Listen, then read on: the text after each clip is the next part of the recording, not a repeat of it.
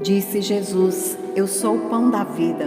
Aquele que vem a mim não terá fome, e quem crê em mim nunca terá sede. Aqui é a pastora Lu, e hoje dando continuidade aos elementos do tabernáculo. Hoje falando sobre a mesa dos pães asmos. Você pode estar conferindo nos vídeos anteriores também sobre o significado de cada elemento do tabernáculo.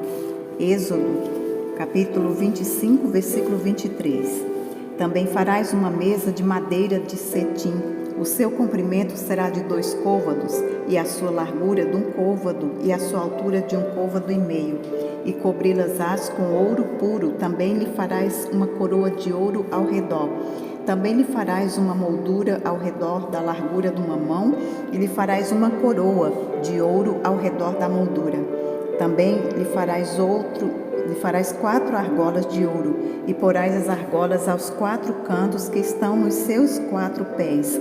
De fronte da moldura estarão as argolas como lugares para os varais, para se levar à mesa. Farás, pois, este varais de madeira de cetim, e cobri-los-ás com ouro, e levar-se-á com eles à mesa.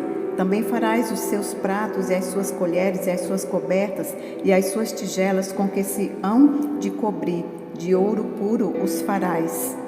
E sobre a mesa porás o pão da proposição perante a minha face continuamente.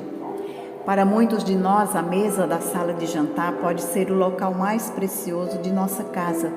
Isso não é simplesmente por causa do sustento recebido ali, mas também devido à interação amorosa que ocorre com a família e amigos enquanto a refeição é compartilhada. Nossa própria experiência de compartilhar uma refeição nos permite apreciar o melhor, o simbolismo da mesa dos pães do tabernáculo. Posicionada ao lado direito de quem entrava no lugar santo, a mesa era feita de madeira de acácia revestida de ouro puro. Media cerca de 1 metro de comprimento e meio metro de largura e 70 centímetros de altura. Ao seu redor havia uma moldura de ouro com 4 dedos de largura, fixada a cada uma de suas 4 pernas. Havia uma argola de ouro por onde se introduziam as varas quando chegasse o momento de transportá-la. Além disso, pratos, recipientes, jarros e taças feitos de ouro puro eram colocados sobre a mesa. Os pratos e os recipientes provavelmente continham o incenso, e os potes e taças eram aparentemente usados para libações.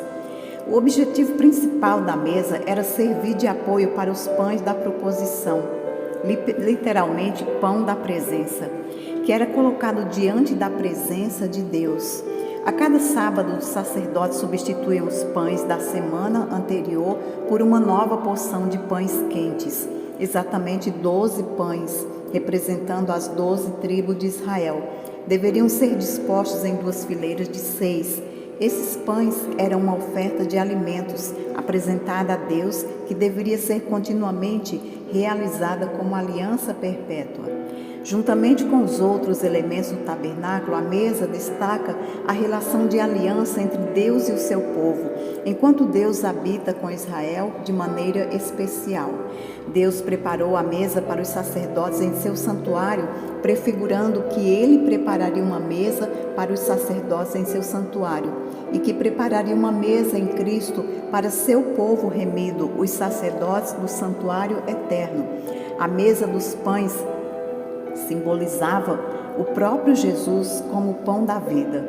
Em João 6:35 diz: Eu sou o pão da vida, aquele que vem a mim não terá fome, e quem crê em mim não terá sede. Aponta também para a mesa do Senhor, a Santa Ceia presente na igreja e no Novo Testamento, que é o corpo de Cristo. Em 1 Coríntios 11:24 ele diz: Jesus tomou o pão e, abençoando, partiu e deu aos seus discípulos e disse: Tomai e comei, isto é o meu corpo que é dado por vós. Fazei isto em memória de mim. A mesa de pães, como os outros móveis do tabernáculo, tinha varais para ser carregada. Isso quer dizer que a comunhão com o Senhor Jesus deve estar presente na nossa vida em todos os lugares onde estivermos. É a mesa de graça, de obediência e de bênção. Entretanto, examine-se, pois, o homem a si mesmo, e assim coma do pão e beba do cálice. Pois quem come e bebe sem discernir o corpo, come e bebe para juízo para si. E assim, aos que não observam as palavras, o pão da bênção acaba se tornando o pão da maldição, como diz lá em Salmo 80, versículo 5. Dá-lhe a comer pão de lágrimas e a beber copioso pranto. Esses elementos do Antigo Testamento são sombras de melhores realidades que chegariam à igreja em Jesus Cristo. Confira Hebreus 10, 1. Ele é apenas ela é mais completa expressão do tabernáculo e do templo representando a presença de Deus entre o seu povo. Por meio dele, Deus deu a vida à igreja, tanto agora como eternamente. O pão da presença, em última análise, apontava para Jesus como o pão do céu. Ele é o pão da vida, o verdadeiro maná celestial. E todo aquele que come sua carne e bebe seu sangue, isto é, aquele que crê nele, tem a vida eterna. A mesa tinha a mesma altura do altar de bronze e da arca da aliança, simbolizando o mesmo padrão, o mesmo nível estabelecidos por Deus, nos mostrando que todos nós temos que ter o mesmo nível de santidade diante de Deus. Não existe pecado grande ou pecado pequeno. Pecado é pecado e ponto final. E precisamos nos arrepender e pedir perdão a Deus. Essa mesa tinha uma moldura ao seu redor que na época se chamava coroa. Essa mesma mesa, ela tinha uma dupla coroa com largura de uma mão entre as coroas. Servia como proteção para impedir que os objetos caíssem da mesa. Somente a mão de Cristo pode nos guardar da queda. As mãos de Jesus são perfuradas com cravos. Zacarias 13:6 diz: E se alguém disser que feridas são estas nas tuas mãos, dirá ele: são feridas com que fui ferido em casa de meus amigos. Em João 10:28 fala: E dou-lhes a vida eterna, e nunca hão de perecer, e ninguém as arrebatará da minha mão. No Antigo Testamento, coroas aparecem relacionadas a dois cargos. O primeiro diz respeito à mitra do sumo sacerdote, chamada coroa sagrada ou coroa de azeite da unção. E no segundo era chamado coroa do rei. Os reis eram ungidos para seus cargos. As coroas representavam duas funções, de rei e de sumo sacerdote.